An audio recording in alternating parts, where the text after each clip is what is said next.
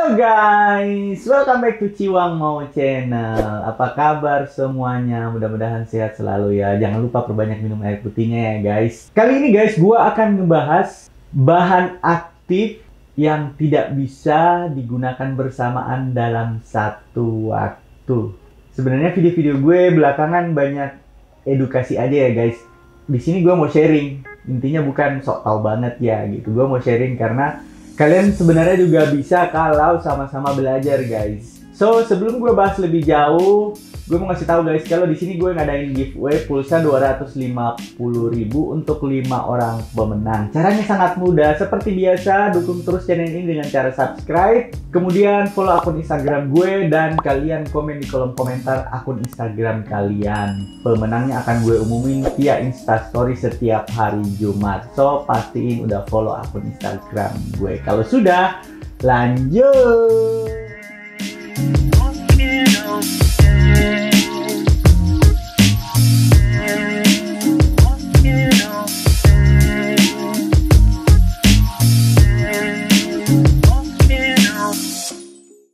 Oke guys, di sini sebenarnya gue banyak nyari bahan dan gue ketemu tuh banyak banget produk-produk yang sebenarnya gue nggak tahu, mungkin ini karena embel-embel marketing ya guys, sehingga mereka menggabungkan produk sebenarnya itu bahan yang nggak cocok digabungkan kira-kira karena bisa mengurangi efektivitas dari kandungan itu sendiri gitu, jadi nggak memiliki dampak yang bagus untuk kulit kalian.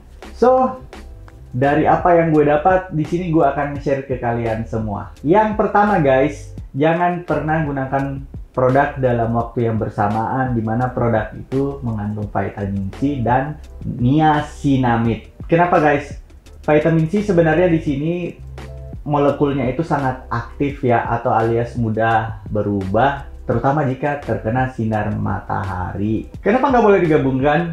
Karena si vitamin C ini guys, pH-nya itu lebih asam ya. Karena pH-nya lebih asam, kemudian digabung dengan niacinamide yang pH-nya lebih mendekati normal ya, kira-kira seperti itu.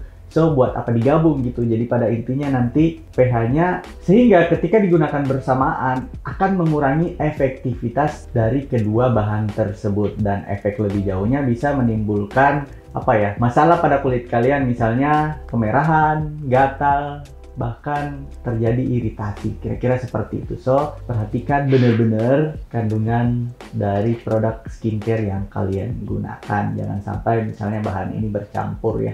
Karena ada beberapa produk, sebenarnya gue sendiri juga pakai, dan belakangan gue baru tahu ternyata, oh ini nggak boleh guys gitu. Kemudian ketika gue lihat dari ingredients, ternyata memang kalau kandungannya itu rendah, ya nggak ada masalah sebenarnya efeknya ya, terutama efeknya nggak ada masalah di kulit kalian. Cuman menurut gua ya useless ya, percuma karena itu hanya embel-embel marketing, kira-kira seperti itu. Oke, yang kedua vitamin C dan retinoid atau retinol gitu. Kenapa? Tadi gue sebutin vitamin C bahannya ini cenderung kurang stabil. So, bila digunakan bersamaan, kedua produk ini bisa menimbulkan efek iritasi pada kulit kalian, kemerahan, bahkan terjadi pengelupasan, kira-kira seperti itu. Karena kedua bahan ini bisa membuat kulit kalian itu lebih sensitif terhadap sinar matahari gitu. Jadi justru bisa membuat kulit kalian itu mudah terbakar ya. So, pastikan benar produk yang kalian gunakan tidak mengandung vitamin C dan retinoid acid ataupun retinol, kira-kira seperti itu. Yang ketiga, retinoid dan AHBHA.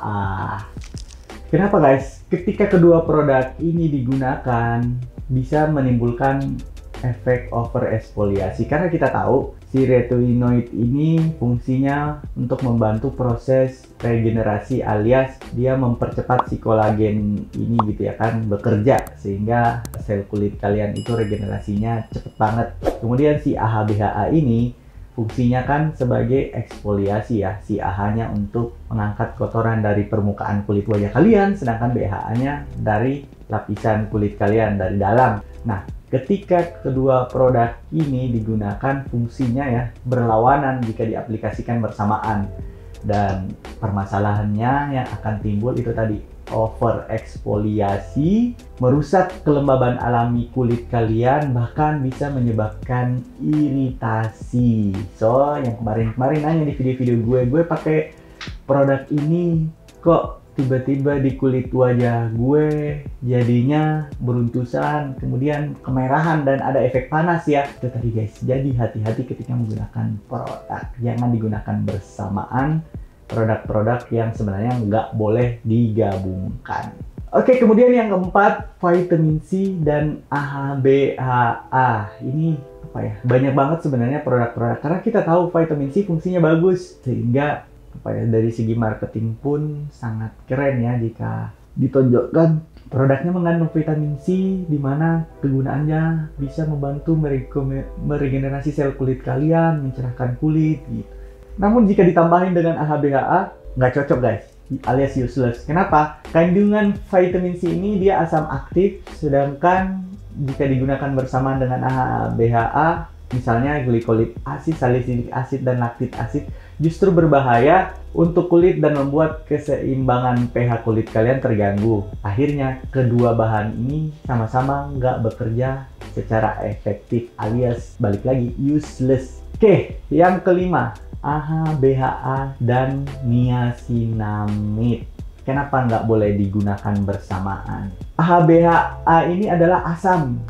Kemudian tentunya sedangkan niacinamide ini pH-nya lebih mendekati pH normal ya, kira-kira seperti itu. Jadi kalau asam digabung dengan pH normal, ya balik lagi useless guys. Karena kadar pH yang rendah akan meningkat sehingga dapat mengurangi efektivitas dari AHA. Begitu pula sebaliknya ya. Selain mengurangi efektivitas masing-masing, dengan menggunakan AHA dan niacinamide secara bersamaan dapat memicu kemerahan karena pH niacinamide mengalami penurunan. Kira-kira seperti itu guys.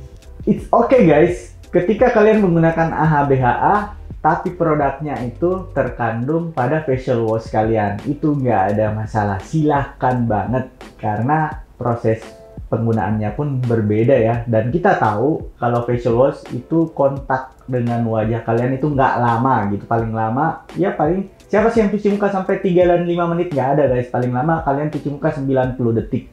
Kira-kira seperti itu. So, kesimpulan gue, jangan menggunakan dua jenis asid secara bersamaan. Secara bersamaan itu misalnya gini guys, kan gue pakainya gini bang, sebelumnya gue pakai toner misalnya mengandung AHA, kemudian kan nggak bersamaan tuh, nggak langsung dua-duanya gue pakai yang mengandung niacinamide, masih ada jeda waktunya gitu. Sebenarnya itu tetap dihitung bersamaan guys. Kenapa? Karena waktu penggunaannya misalnya kalian gunakan di pagi hari atau kalian gunakan di malam hari gitu. Jadi itu masih masuk kategori bersamaan, kecuali kalian gunakan misalnya vitamin C-nya di malam hari, kalian gunakan AHA-nya di pagi hari, ya itu nggak ada masalah karena waktu penggunaannya berbeda gitu. Tapi kalau kalian misalnya gunakan AHA sebagai toner, kemudian niacinamide, vitamin C, atau retinol sebagai krim, useless guys. Efeknya bisa memicu peradangan dan iritasi pada kulit kalian. Kecuali asid yang boleh digabung karena umum,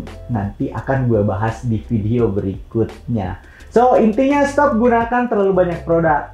Keep it simple guys, please be smart. Itulah gunanya gue bahas bahan aktif yang paling umum dan bermanfaat untuk kulit wajah kalian. Yang belum tahu, gue udah pernah ngebahas bahan aktif yang umum digunakan pada skincare. Kalian bisa lihat di video di sebelah sini atau linknya gue taruh di deskripsi. So, terima kasih sudah nonton video ini. Next video gue akan buatin produk yang jodoh ketika digabungkan. Jangan lupa nyalakan notifikasi atau lonceng kalian biar nggak ketinggalan ketika gue upload video-video bermanfaat berikutnya. Sampai ketemu guys di video berikutnya. Bye-bye.